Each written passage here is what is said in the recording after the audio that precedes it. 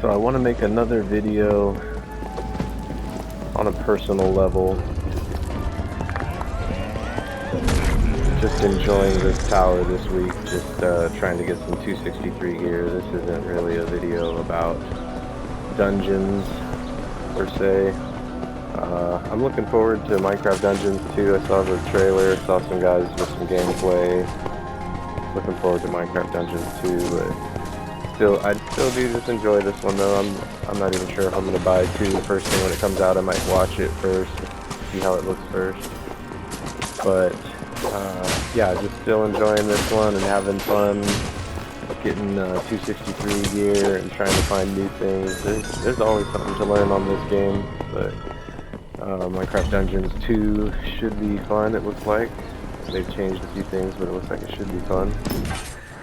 But the personal talk I wanted to talk about, this is more for my son really than anything for other folks, but if anybody else finds benefit from it, great.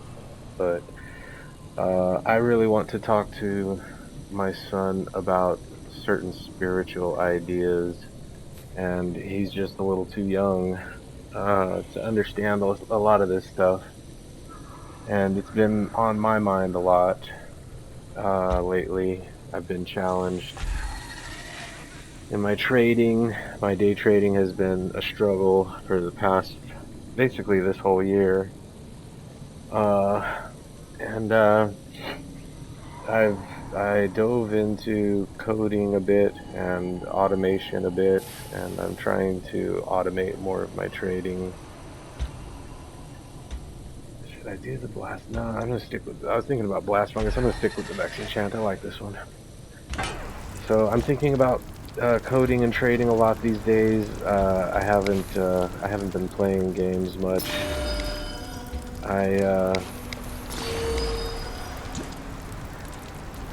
I've been getting very upset easily about trading, and so that's why I've been looking to automate. I was on a streak last year. Basically, I was on a streak last year, and I had I guess you'd call it a false sense of confidence, or overblown sense of confidence. I started to get real upset about taking losses. I was doing better with taking losses, and then I guess because I was doing pretty good last year, I started to kind of feel like I shouldn't take losses or something. I don't know. I knew I should take losses, but I just, for whatever reason, I just kept getting angry about losses, I guess. And the revenge trading, you just get into the cycle of trying to revenge trade. So I've been talking to my son about getting emotional and letting your emotions affect your behavior. He's a smart kid. He's very smart. He's behaviorally, he's actually a bit of a problem in school, is what frustrates me personally as his father. I know what he's capable of because he's so good when he's with me, but when he goes to school, for whatever reason, he seems to think that school is just for play and that work is not even part of the deal, I guess, is how I would describe his attitude. He acts like he pretty much doesn't have to work. He tries not to work at all. It's pretty bad. He's doing work that's on the iPad and the computer kind of stuff. He's fine with that stuff. He's smart enough. He can do it. He did his iReady. They call it iReady, the reading and the math. I think he did fine on those things. He completed all that stuff, and he's fine on those things. But when you give him a pencil and paper, when you make him read a book, when you put him into the analog real world, he's upset right away. He's mad, and we've been talking about this for a while. He's been fighting this since he was 3 years old in daycare. He wouldn't listen to the teachers in daycare, and I tried to talk to him about it this whole time. Ever since he's 3, he's now 7, and he's at the point now that the school that he's at might actually kick him out if his behavior doesn't improve. He's well liked. It's not that the teachers don't like him or anything. He's well liked. The kids like him. But he won't. He's so defiant. He's so disruptive. Uh, he's so disobedient. He wants to horseplay with the other goofball kids. There's a few other boys like him that they want to horseplay and wrestle and won't sit in his seat and do his work and focus. He acts like he's on the playground when he's in the classroom. I mean, and this isn't all the time. He's not doing this all day, every day, obviously, but it's enough that he's in trouble pretty much every day. Uh, all through, he was in first grade. He's going into second, so all through first grade, he was in trouble almost every day. And it was upsetting for me to watch because I know, like I said, I know how good he is, how well behaved he really is, and it's pretty much just his work ethic. And I've been telling him this for a while. He doesn't want to do work around the house. If you try to make him do work around the house, he gets real upset. The entitlement, the attitude of I shouldn't have to do anything is just unbelievable. I mean, I try to push him, but he, for whatever reason, just kind of feels like he doesn't have to do anything. And whoops, I need some water. And yeah, he just doesn't want to work. And he starts pouting and acting like a baby basically as soon as he has to do any kind of work or anything that's really difficult for him. He's not just not happy, he's defiant, and he tries to drag his feet and tries not to do it. You know, he'll begrudgingly do things that he has to do, but no, it's a bad work ethic and a very entitled attitude. And I've been trying to explain this to him in simple terms since he's about 3 years old. You can't get all mad every time you don't get what you want. You can't pout and cry every time you hear something that you don't like from somebody. Uh, you know, this is just basics basics of life. And, get your work done before you play. I've been trying to teach him that, work before play, and he's having a hard time adopting these principles into his life. He seems to understand it intellectually. He seems to remember what I'm telling him. But as far as implementing, using it in day-to-day life, he's not really doing it very well. And I've been telling him this for a while. So it's one thing to say you're going to do better. It's another thing to show results and do better, actually do better. And yeah, that's my own catch-22 that I've been feeling for myself too. So he and I are both kind of in a bind of wanting to do better, but not being able to do better. And I've spoken honestly with him about my own struggles with trading. He sees me trading, my screens are up, and I talk to him about it a little bit sometimes, the basic idea, trying to make money, etc. And I don't think he understands much about it. That's not really, it's pretty much over his head, but I'm not trying to teach him how to trade or anything. I'm just basically explaining to him, yeah, this is how I make my money since I'm getting too old to keep doing my little pool business. And he seems to understand it. He seems to understand that Dad does work hard. He sees me. He sees that I'm up early in the morning working hard. He sees that I do a lot with trading. I do a lot with him. I do a lot for my wife and my son. I do a lot for other people, not just myself. And he sees how I live my life, and he does not seem to be trying to take after me. He's imitating. I see it more as he's imitating his mom more than he's imitating me. And his mother and I don't really get along that well. He's fully aware of this. It's no secret. But yeah, he seems to want to make excuses and blame and do these kind of things and whine and pout. All of these are things that she does endlessly, and she makes excuses for him and blames others and lies for him. He'll even say it that, oh yeah, I didn't say that. She'll say he said something, and he'll say I didn't say that. And I can pretty much tell he's telling the truth, and you know she's told plenty of stupid little lies that people catch on to, and he's seen it too, and he knows. But he seems to want to kind of choose that path and go that path himself, though. He's having a hard time with being honest about his mistakes and taking responsibility and stepping up basically in terms of maturity and taking responsibility. He knows he has to do this stuff, but he's not really doing it. He's trying. He's definitely he's taking more responsibility is one thing for sure, but honesty thing is still a big problem. So it's pretty easy to lie if he gets in trouble, and we've been talking about this for a while. We've been talking about this for a couple of years now, and what a big deal it is when you try to lie about when you make a mistake or you do something wrong.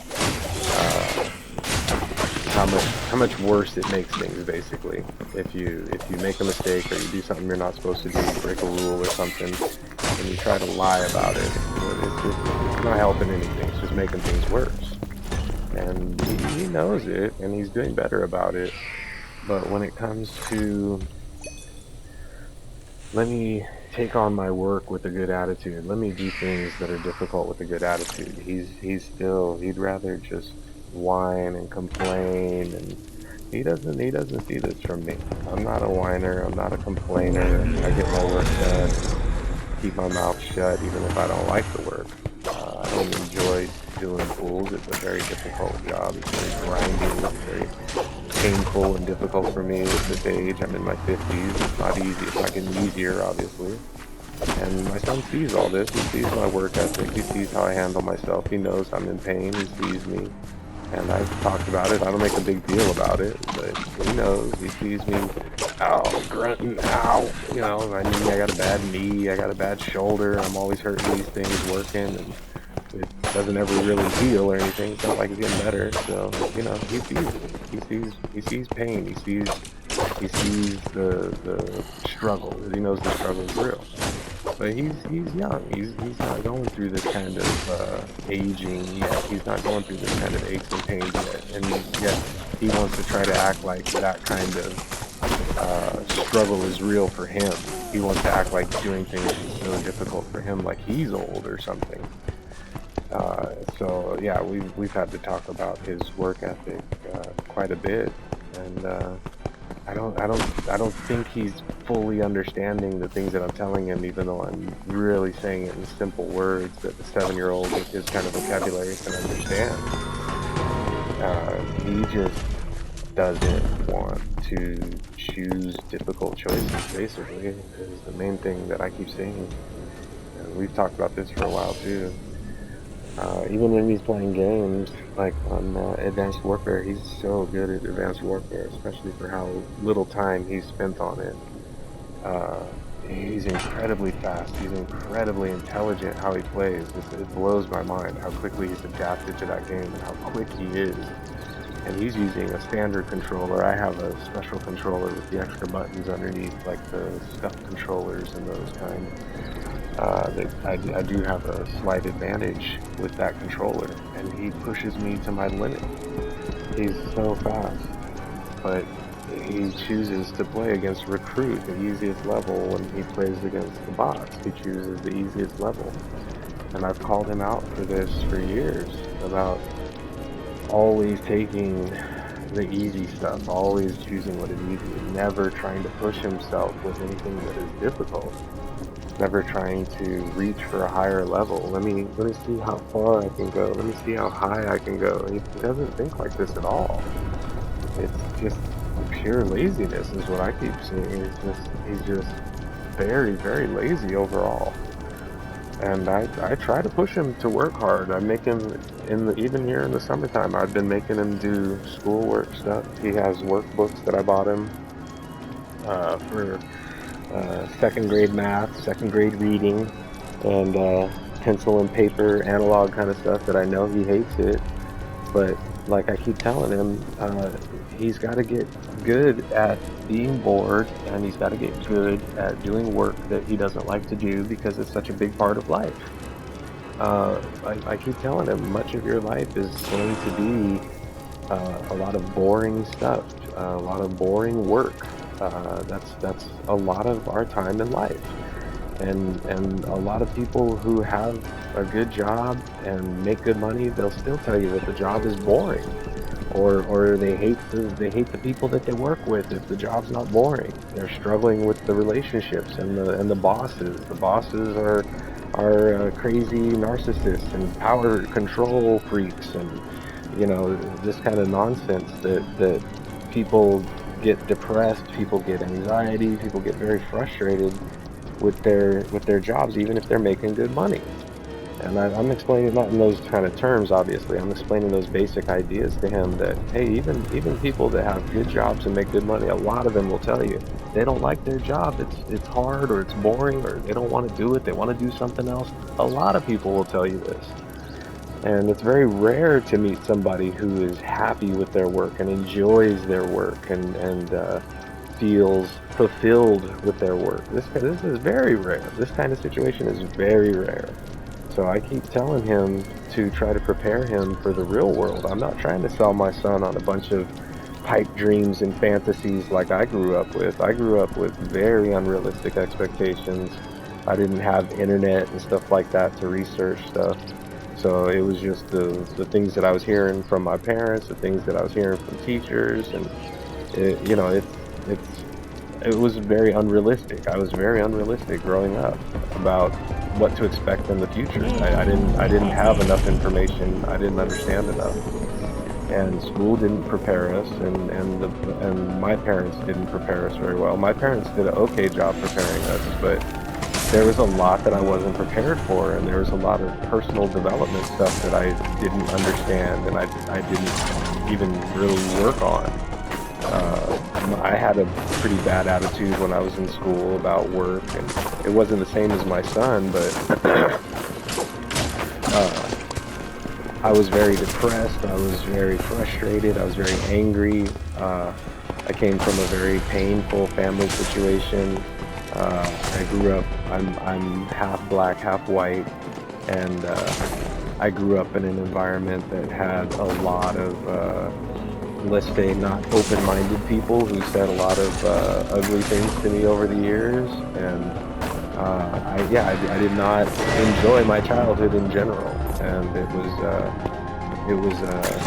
25, 26 years old before I kind of figured this stuff out and started to have a good attitude. But when I was growing up, I had a very angry, hurt, very traumatized perspective on life, and I was not doing well in school. I could get good grades on tests, and I tested well on the SATs, and had the military beating down my door wanting me because I scored so well on the old ASVAB military proficiency test that they would give us.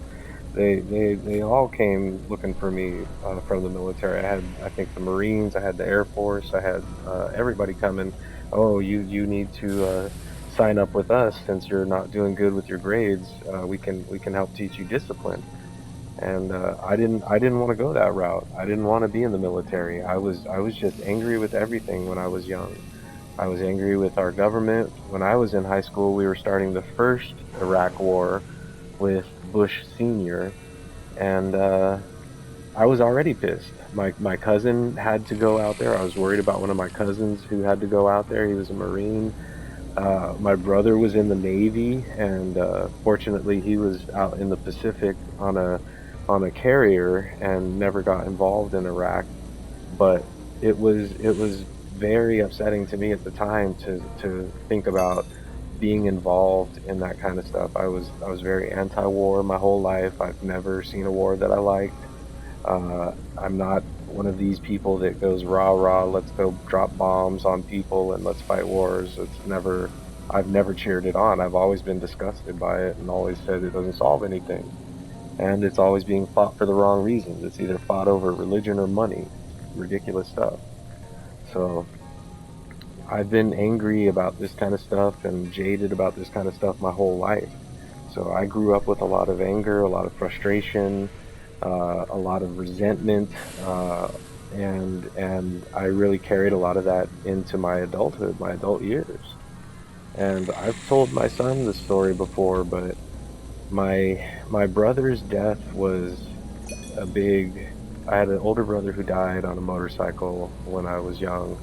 I was about 20 when he passed, and it shook me up to the core. Obviously, that's his death was the catalyst for me to turn my life around and wake up and sort of realize what's important in life, and stop feeling sorry for myself, and stop thinking like a victim about myself, and stop trying to uh, walk through life being tough and hard, I guess is how I would describe it in those days. When I was young, I was influenced by the early rap music, that NWA and this kind of crap. But once I got older, I saw how bad it was. But when I was a teenager, I was influenced by it definitely, and it made me more angry. It made me more resentful. It made me more think like a victim, and it didn't help. So I went all the way through school with a terrible attitude and terrible work ethic, and even though I could get A's on tests, and I had honors classes and AP classes in high school and everything, I wouldn't get good grades because I would refuse to do homework, and my attitude just wasn't good. And I could do work in certain ways and be fine, and then when it came to homework, I just always had this entitled attitude. Oh well, it's not necessary because I have this great memory and I memorized everything, and I don't need this. I don't need this. I forgot to get the axe with the leeching. Right, this whole knife is coming up still. Let me see, this thing has leeching. I'll take this.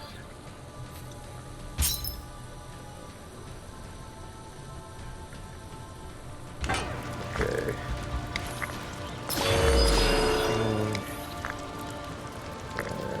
We'll just do for now. What else did we have? Okay.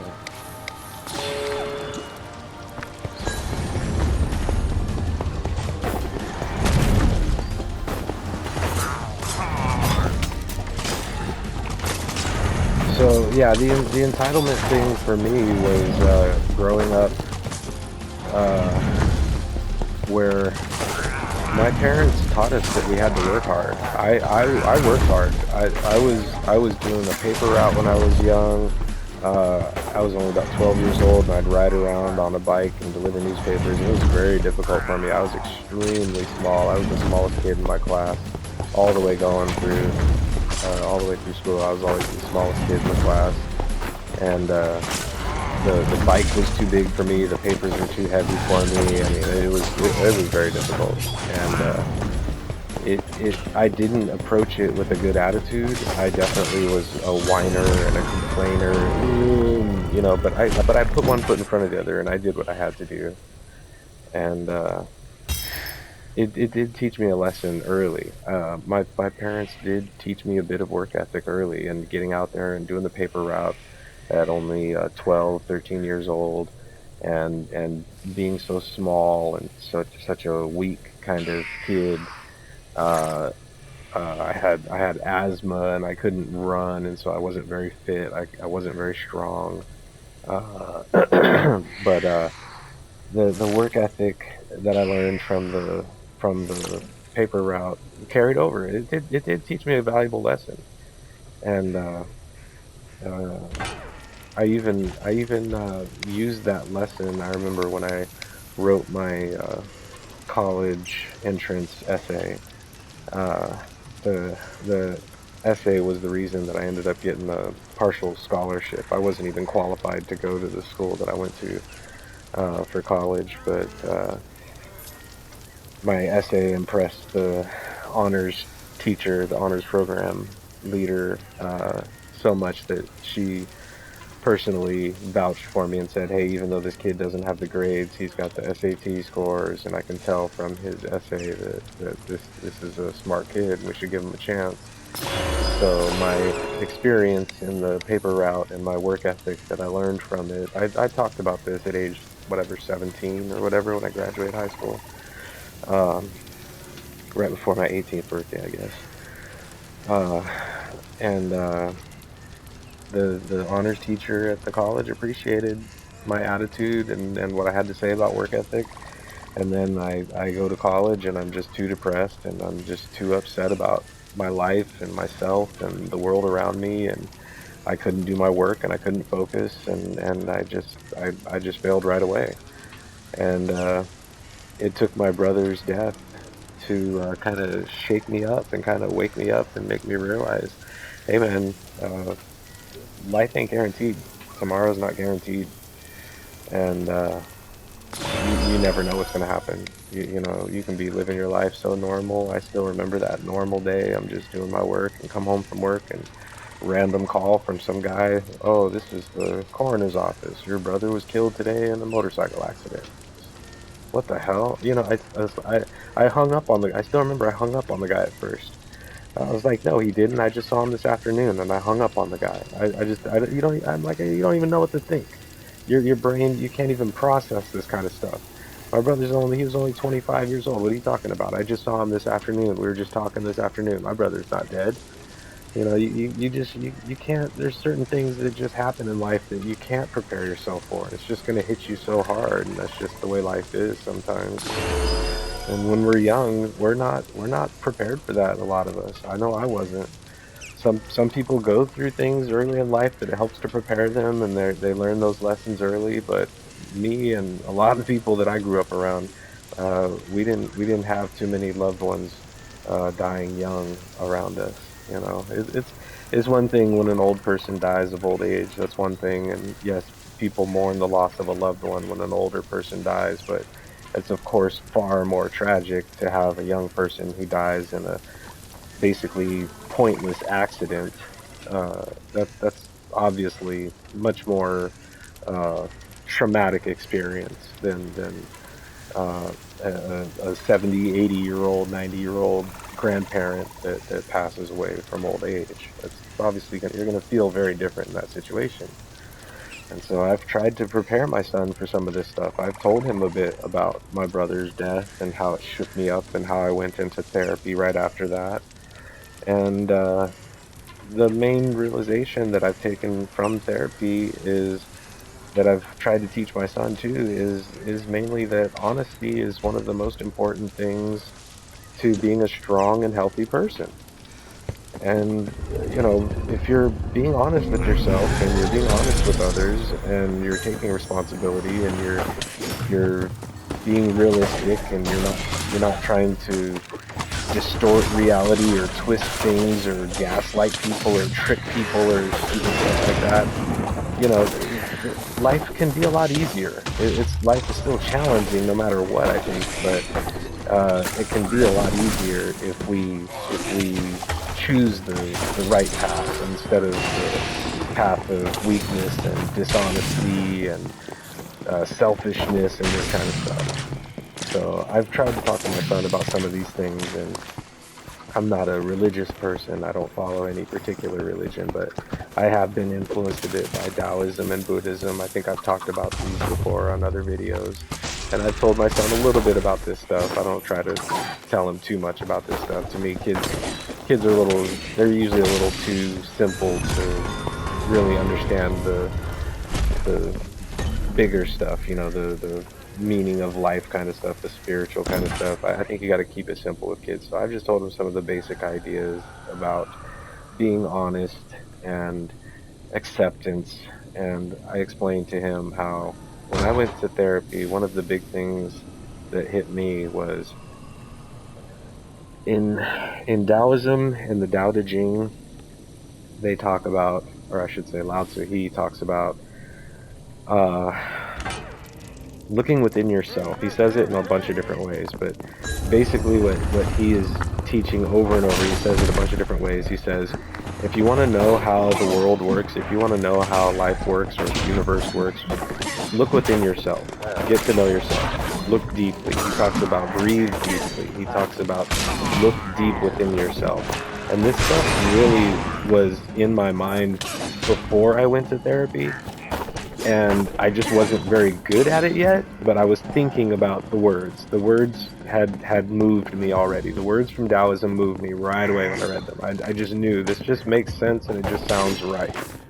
And I couldn't find any fault with the words. Everything made sense, it sounded right, it just, I couldn't disprove or say anything didn't make sense, so I knew I had to spend the time trying to understand it rather than, you know, uh, disprove it or prove it, basically. It was more like, I knew it was true, I wasn't trying to disprove it or prove it, I knew it was true, but I had to more like accept it. I think it's more like accept it.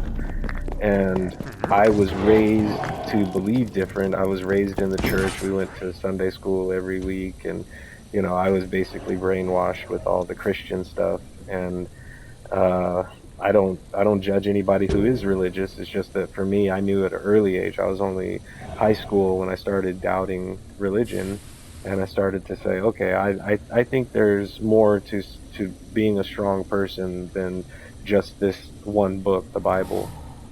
And I know for a lot of Christians, that's, oh, you can't do that. That's heresy and everything. But uh, for me, that was just obvious. It was just an obvious thing. I'd tried reading the Bible. I'd been raised in Sunday school. I knew the lessons. I knew the stories. I had tried to refer to it as a reference. I had tried to, as my parents even taught me about. Yeah, look back in the. It would have like the index, and you could look in the index, and this word will lead you over to this verse, and see if this verse helps you with what you're thinking about or whatever. So I even tried things like that and using the Bible as like a reference, and it didn't do anything. It didn't do anything for me. As I got older and I started to be more independent in my thinking, and I see Taoism, boom, it made sense right away. It just made sense. And then I get into therapy, and one of the first things that they're talking about in therapy, uh, and my therapist and the a self-help book that she had recommended at the time talked about the importance of being honest with yourself. And I saw the correlation right away. I saw that, hey, this is the exact same thing as what Taoism is saying about looking within yourself and knowing yourself being so important. And then I started actually to look at some things about Buddhism and uh, the yogis, some of the teachings from some of the old yogis, and I saw again they talk about honesty. They talk about being honest with yourself and looking within yourself, and it really hit me then. I think I'm about 25 at the time, and I was actually finishing massage school and doing some professional work as a massage therapist at the time, and I realized, okay, if honesty is so important and I got to be honest with myself, then this really is the key that I've been kind of dodging or avoiding. And I've told my son the basic idea of this story before, how within a couple years, basically, I was a completely transformed person. Uh, the process of acceptance can take a long time, but it can also happen quickly. And for me, acceptance happened quickly as I saw the confluence of what I'd learned in therapy and Taoism and all the various um, stories and examples of people who were, you know, important people, powerful people, respected people, that they still ended up as just miserable people and just, you know, they themselves looking for answers, wanting guidance and you know, I guess spiritual support and feeling a sense of depression and stuff like that. You'd hear these stories, all these rich, famous people, powerful people, and they're still miserable. And by the time I'm whatever 26, 27 years old, I realized that I saw the value in self-worth, the value in believing in yourself, the value in confidence built from choosing good decisions, strong decisions, even when it's difficult decisions. I had lived this stuff for a few years, and it wasn't just lip service. It was I made real tough decisions that sometimes I was putting myself into more trouble, and the truth was getting me into more difficulty, but I still stuck to the truth. And it was happening in my own family. You know, the truth was costing me in my own family. I was telling people the truth, and they didn't like it, and they wouldn't outright reject me or, you know, cut me off or anything like that. I wasn't like cut out of the family or anything like that. But, you know, when you tell people who are Christian that you no longer believe what they believe, they tend to want to call you a sinner. They judge you. And even though they'll say they love you and everything, that judgment is still there. We as Christians, I still include myself in this, and when I talk like this, is say we as Christians, because I was raised as a Christian, even though I don't follow the religion anymore, I still have that background in me. Those values were imprinted in me. So even though I rejected the Christian faith and the religion, the values are there, and so I still associate myself with Christians because I was raised that way. I don't consider myself a Christian, but I do culturally align more with Christians than I would with like Muslims or Jews, obviously. But when you get down to the core values, no, I'm sorry. I think a lot of us have all of that in common. That's why I don't believe in religion. I don't think you need religion. I think that the individual truth, the individual honesty can deliver you to spiritual freedom. And that is what I lived personally. I feel like I have accomplished a certain level of spiritual freedom just by living the truth, day in and day out. And I've definitely made some enemies. I've definitely made some family members look at me in a pretty negative light. Um, Calling me a sinner is like the least of it, really. Um, but I don't regret it. I don't regret a second. I don't regret 1 minute of it. I feel like I've made the choices that made me who I am, and I feel like the choices that I made were the right choices most of the time. Yes, I made mistakes, and yes, I made choices that were bad choices at times. But even those choices, I took responsibility. I wasn't blaming nobody. I wasn't making excuses. I wasn't minimizing. And I have lived the kind of life that I can say confidently that I feel pretty proud of myself for how I've lived my life. And this is the basic idea that I want for my son is live your life in a way that you're going to look back and say, I really did make good choices. I really did make choices that even though they were difficult choices, I still made the difficult choice. And because I knew it was the right choice. And you don't have to be perfect. Nobody's perfect. But if you're trying your best to be honest to yourself and to your loved ones and your friends and everybody, if you're trying your best, you're already way ahead of the game compared to most folks. So I'm not saying anybody should be or try to be or anybody's perfect or anything like that. I'm just saying we all need to do our best with honesty. And we unfortunately live in a time where honesty is not appreciated, and honesty is actually quite, in my experience, quite uncommon, especially among people who take religion and politics very seriously. Anybody that is looking at the current state of our politics in our country and not realizing how damaging lies are, you're sticking your head in the sand and ignoring too many facts. So this is the kind of worry that I have for my son is that I don't want him to be that kind of person who just follows like a sheep and just follows, well, everybody else believes this, so I have to believe it too. They say that this is true, so I have to believe that that's true too. And no, no, we don't have to be like that. Group think and following the group is exactly what has created so much of the death, destruction, and war that's happening in the world right now. So, um, yeah, I know it's very difficult for a lot of people to reject groupthink and reject the pressure from peers and stand on their own and not try to fit in. I know that's very difficult for a lot of people. I know a lot of people would just not even begin that process.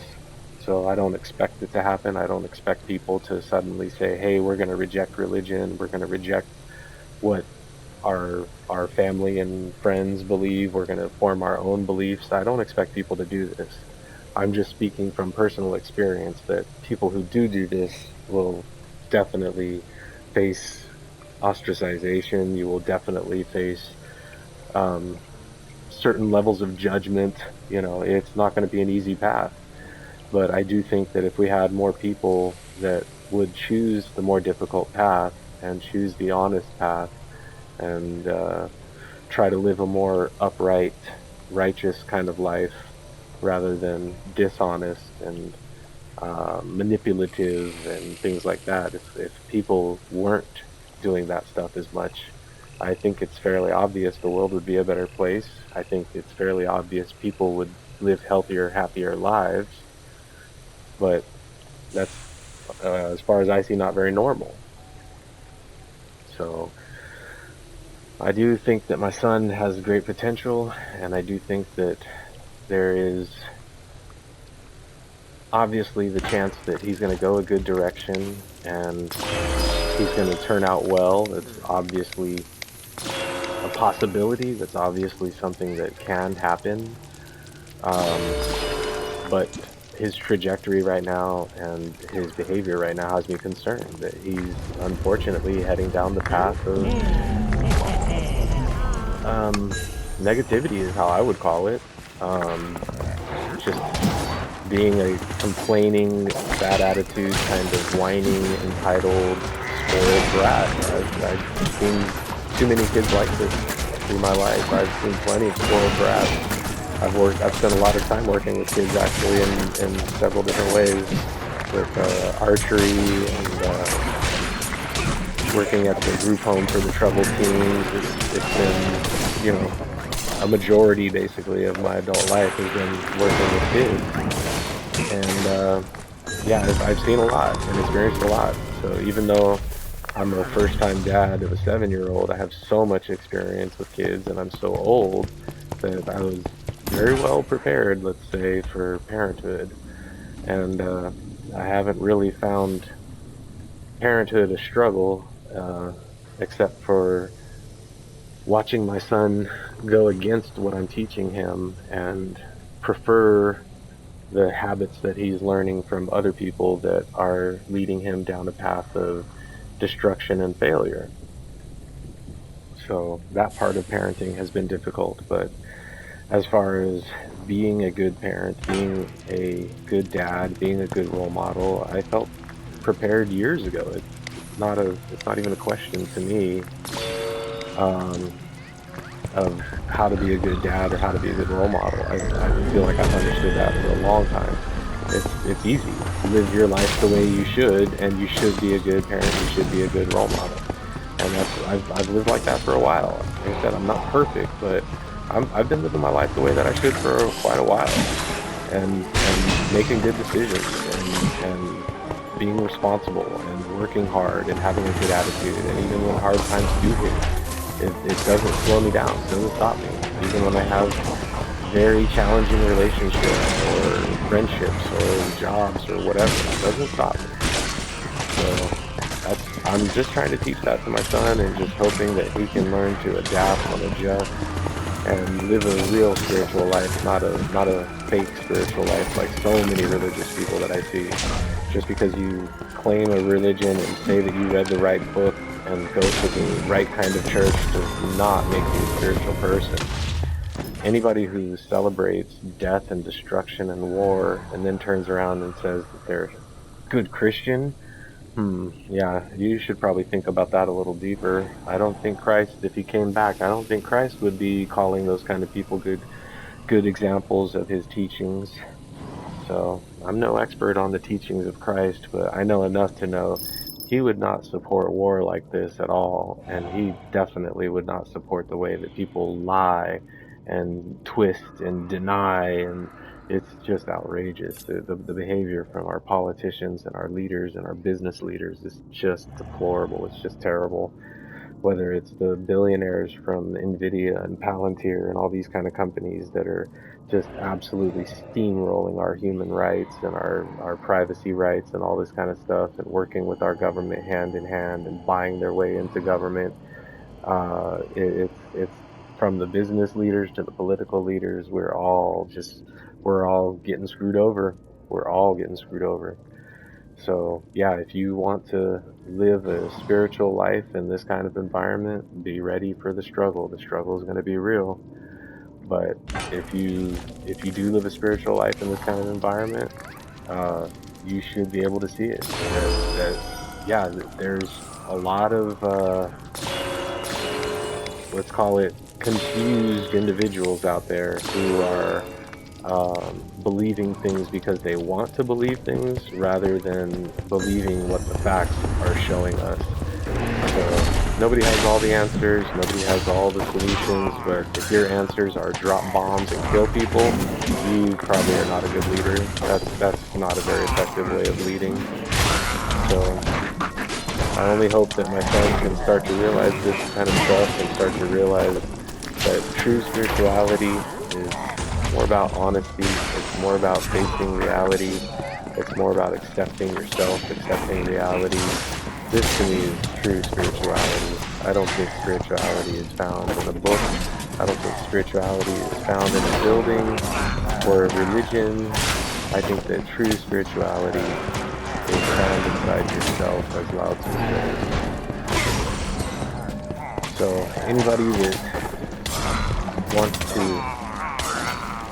be a stronger, more honest person, I do recommend looking at Buddhism and Taoism. And it's not about changing your religion. You can still be a Christian and look at these things too. It's not about changing your religion. If you want to still be a Christian, you can still be a Christian.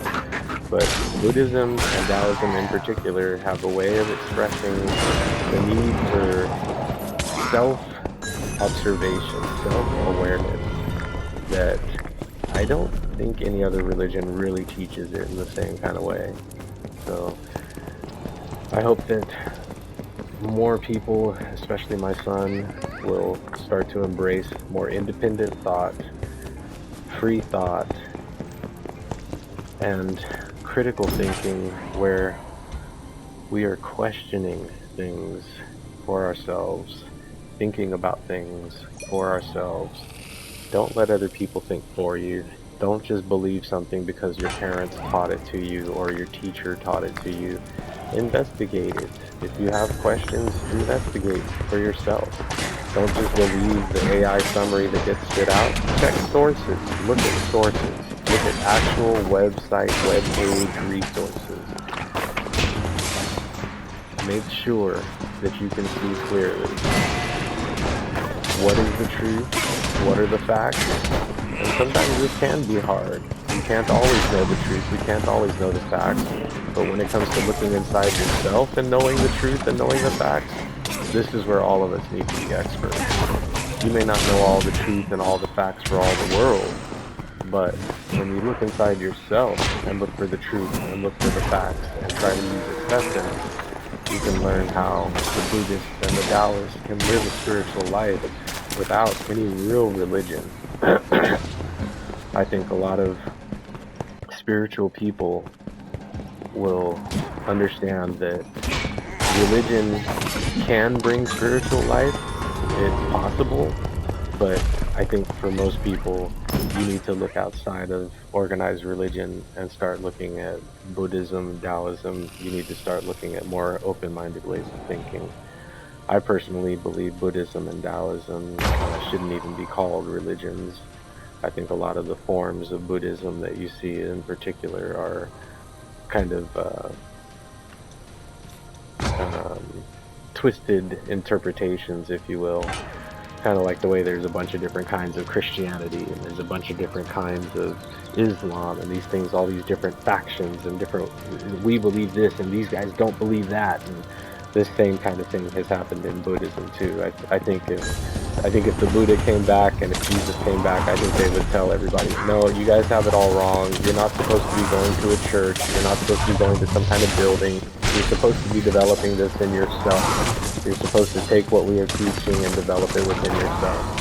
The idea is not to just follow blindly from a book and from somebody who calls himself a preacher.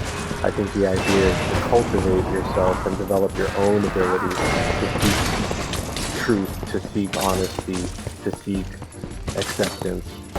This is what Buddhism and Taoism teaches. They teach you to seek it in yourself. You don't have to go to somebody and ask them to do it for you. You don't have to pay some kind of priest a certain amount of money to guarantee that your loved one goes to a certain place after they die. These things are just absolute nonsense. We don't need it. We don't need that kind of stuff. And I'm sorry if that offends anybody who's religious, but that's how I feel about those things. There's all kinds of things in religion that it's just absolute nonsense that we don't need. My wife is a Buddhist, and I told her that I don't think a real Buddhist would go into a temple and pray to a statue. I don't think that's what a real Buddhist would do. But all over the world, that's what many Buddhists do. They consider that to be praying. And I don't think the Buddha would even support that kind of praying. I think the Buddha would tell people, no, it's not about the temple. It's not about the statue of me. It's about looking inside yourself. It's about being honest with yourself. It's about connecting with yourself. And the big message that I know it's hard for a lot of people to accept, it's hard for a lot of people to understand, but the big message that I've learned from my spiritual journey and my spiritual studies is that we are God. And for some people this might sound crazy or weird, but yes, that is a basic idea from Taoism and Buddhism, is we aren't separate from God. We aren't separate. We are all God. Everything is God. And I've tried to tell this basic idea to my son, but of course I still think he's a little bit young for something like this.